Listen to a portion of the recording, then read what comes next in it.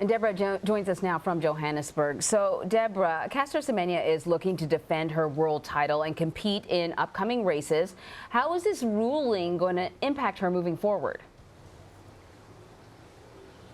Well, Anne-Marie, it's pretty rough for Caster Semenya now because essentially this ruling is supposed to come into effect around next week, which means that she cannot run in races 400 meters, 800 meters or a mile unless she takes a medication which is potentially very harmful and which a lot of doctors say is against their ethics, because their job is to do no harm, but to take this medication, it could harm a very healthy person. So it's unlikely that she will take medication. She's resisted that in the past, which means she can't run in those races as it stands now. She's actually in Doha. She left for Doha last night, and she will continue trying to race. She has raced other tracks, 3,000 meters and 5,000 meters, so she might continue to do that as well. And also there will be some kind of challenge to this.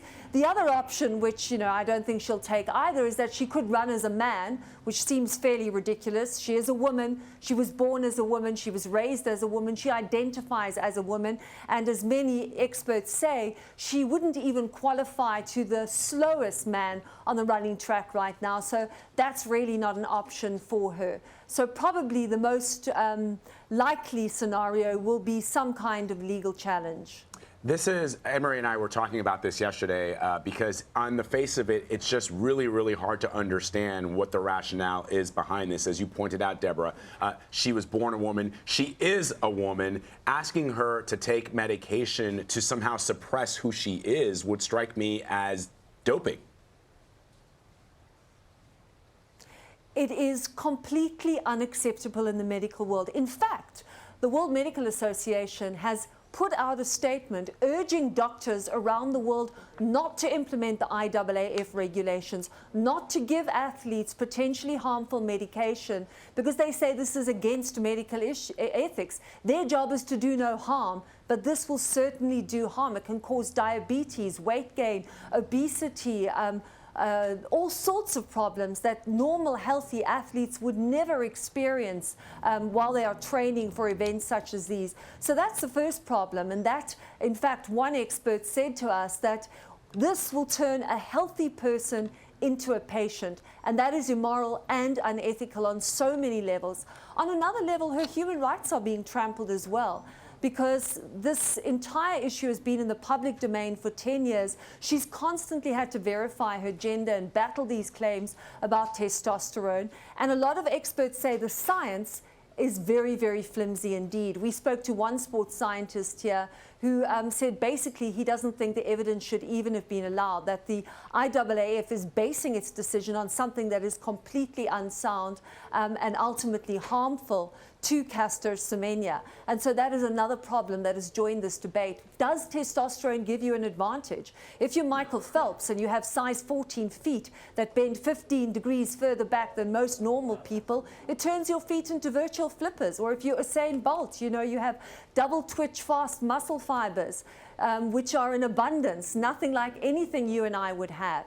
Does this give them an unfair advantage? What, in essence, is an unfair advantage? So Vlad and I were wondering, because typically governing bodies like this don't take up issues unless there's some sort of complaint filed. Right. So who is complaining? Who was behind this? And I'm also wondering, I mean, how do we all know she has higher levels of testosterone? When did that conversation start where people were demanding personal health information from her?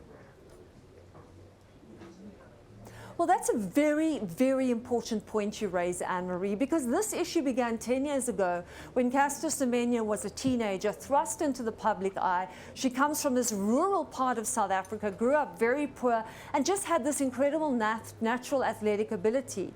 And she ran very fast, and based purely on the way she looked, questions started being raised. Was she a woman? Which was just ridiculous, and she had to sort of respond to these claims, and there was this secret gender testing that went on behind her back. the results, some of which were made public, others weren't. And this raised all sorts of questions. So right from the beginning, it was very unfair. I don't think any other athlete has been treated in such a way, publicly humiliated, the most intimate parts of her body discussed around the globe for over a decade, shamed constantly about just being who she is. So that's how it first arose. And then when they couldn't get far on the gender issue because other athletes were complaining, because Caster Semenya is fast, very fast, one of the fastest women in the world. And so they were saying, well, that's an unfair advantage somehow. And this was a way somehow to sort of take out the competition, I suppose. And in essence, that's where the complaints began and how it went up to the IAAF, and they ruled and chose to rule on this testosterone issue. And finally, Debora, how are her fellow countrymen and women feeling about this in South Africa? South Africans are outraged, Vlad.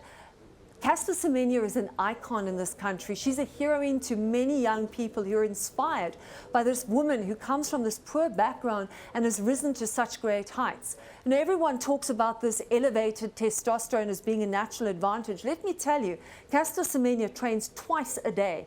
She has dedicated her life to running. She works incredibly hard. She's inspired people here, so they're furious on her behalf. And many people say this is also a north-south divide, that Caster Semenya is being punished because she is too fast and she does not conform to Western standards of what a female athlete should look like. Debora, it's really fascinating. I'm sure she's going to continue the fight, so we'll probably continue to talk to you about this. Thank you so much.